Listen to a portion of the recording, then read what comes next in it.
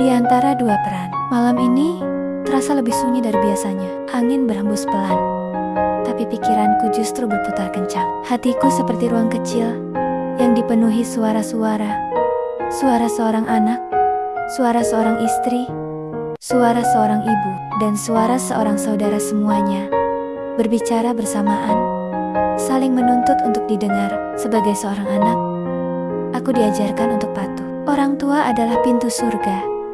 Begitu, yang selalu kupegang erat. Setiap perintah terasa seperti amanah yang tak boleh ditolak. Namun di sisi lain, ada suami dan anak-anak yang juga menjadi tanggung jawabku. Jika aku terlalu condong pada ketaatan sebagai anak, apakah aku sedang mengurangi hak mereka yang setiap hari menatapku penuh harap? Sebagai seorang saudara, hatiku tak pernah benar-benar tega. Aku masih ingat masa-masa sekolah dulu, ketika kakakku dengan tulus membantu membiayai pendidikanku. Tanpa banyak kata, ia berkorban agar aku bisa berdiri di titik ini. Bagaimana mungkin aku menutup mata saat ia kesulitan?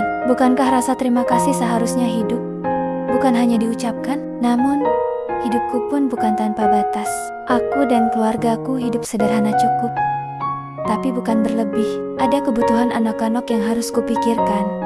Ada masa depan yang harus kami siapkan bersama. Aku bertanya dalam diam, apakah aku akan terus menjadi tempat bersandar semua beban? Apakah aku akan selalu hadir untuk memperbaiki kesulitan yang sebenarnya lahir dari keputusan mereka sendiri? Yang lebih perih, sindiran itu halus tapi tajam. Belum bisa bantu ya, seolah-olah nilai baktiku diukur dari seberapa besar materi yang kuberikan. Seolah-olah cintaku tak cukup jika tak dibuktikan dengan angka.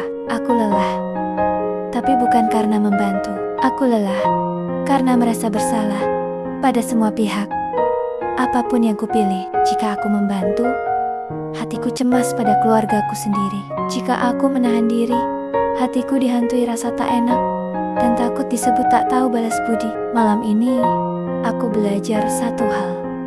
Menjadi dewasa berarti berani menetapkan batas.